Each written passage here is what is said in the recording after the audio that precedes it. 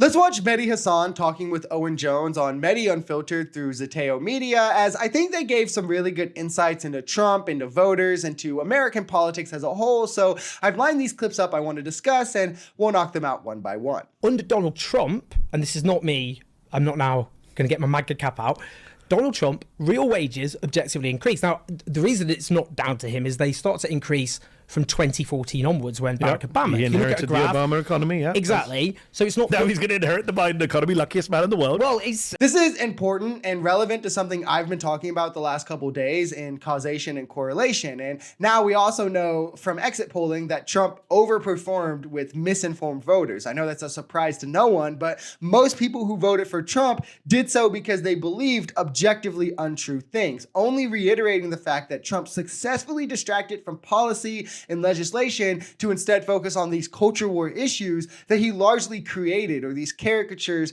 that he would create and then force Democrats to defend that just don't bear out with reality. But as they say in the clip, correlation plays a big part into why this worked. Things like inflation being low, as they mentioned, real wages rising, unemployment dropping. These are things that objectively did happen under Trump, but they started under Obama, and under Trump, they just followed the trend. Trump's only bill, his tax cuts, actually only negatively affected that trend.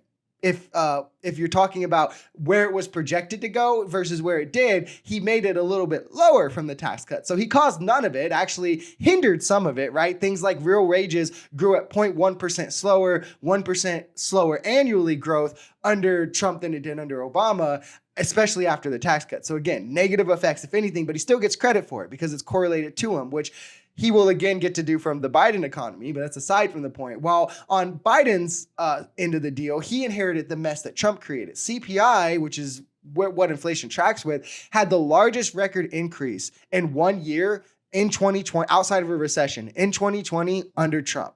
Unemployment had hit almost 15% under Trump and was at like 7 when he left office, right? Millions of jobs have been lost. GDP was negative. And Biden came in and he has to now get the credit for all these negative effects, despite him being the one who fixed it, not the one who caused it, and he fixed it faster than any comparable country. That is burned onto people's memories, and people remember the real wages increasing under Trump. Well, but under Biden, you've seen stagnation, and that's been the lot. We could have a whole different discussion about the fact that we're in this mess because most Americans don't remember anything, right? They had the memory of goldfish. It's a reality. Well, that's the American audience. Hi, America. Yeah, and I'll say this very happily. When people say to me, Americans say to me, we survived Trump, once I have to remind them that 500,000 people died in his last year in office and that he left the economy in the ditch. But let's just talk about a few things there, because you mentioned a few different things. One is, let's agree that people are hurting and have been hurting for a while. I'm glad you went right back to Nixon, because sometimes when you talk about this stuff, people go, are you dismissing the fact that people are living in poverty and that people are struggling? No, but those are systemic problems in the US economy that transcend presidencies, right? If we're just talking about actual records of presidents, then you're right to bring it back to real wages. This is another factor of the misinformation machine that Republicans have cultivated. They've successfully ingrained in people's minds not to blame Trump for anything after 2019. You just can't do it. But you can blame Biden for everything in 2021 and 2022, right? Despite the fact that a lot of circumstances were exacerbated or made worse directly because of Trump and Trump's decisions during COVID. He refused funding to states who needed it that forced them to stay closed for longer. He made them bid for materials and protective gear, then outbid them for it. And now we know he sent them to Russia, leaving states, again, unable to open. I mean, every step of the way, I could list off 10 or 15 things that he did to directly exacerbate the issue, cutting OPEC funding, leading to gasoline to spike that correlated with COVID as well. So it was going to be, as soon as we came out of, obviously, the lack of demand,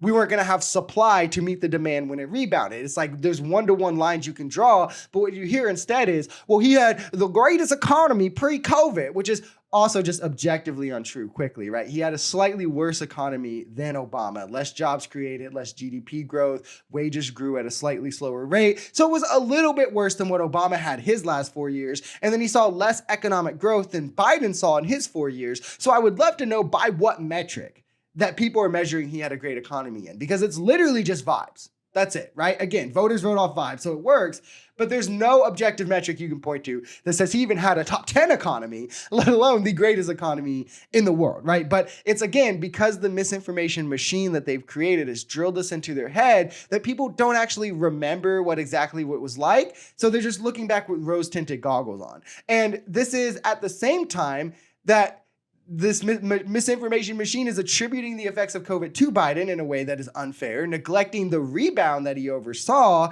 and painting his administration in dark lights, despite it being objectively more legislatively effective and seeing more economic growth as well. Pre-October the 7th, I actually was praising Joe Biden because he was good on domestic policy. He was the first president to walk on a picket line.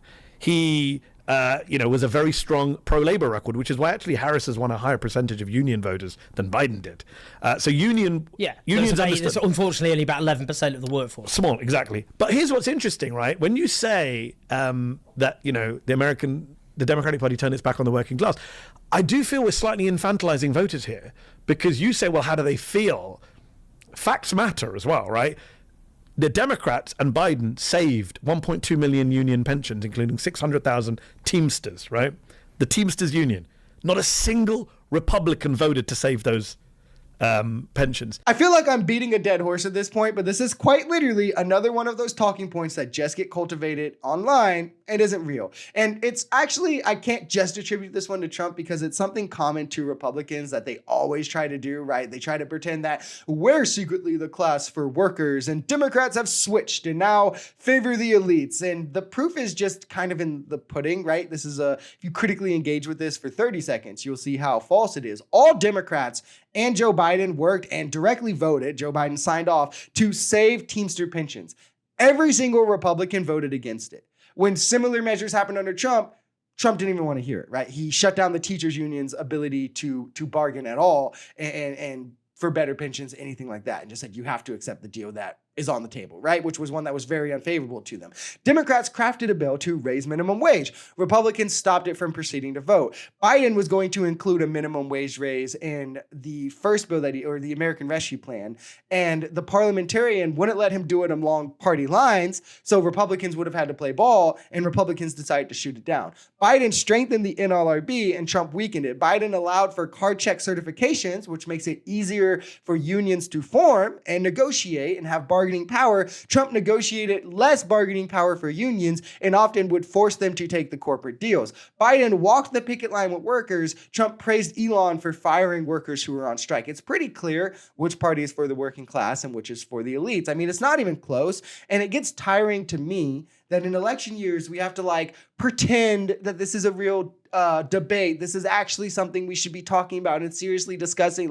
Who's the party for the workers? We don't know. And, we have to have these actual conversations on if Republicans are the working class, which they've objectively never been, and they definitely are now, right? They pass tax cuts that benefit the rich any chance they can. Trump did it, 83% of the benefits to the rich. It caused business investments to drop. Business investments help workers, not hurt workers. He also had the sunset clause in it that would have raised taxes for the middle class, while the rich wouldn't have had their taxes raised when they expired. He directly only would have allowed that to happen to the middle class.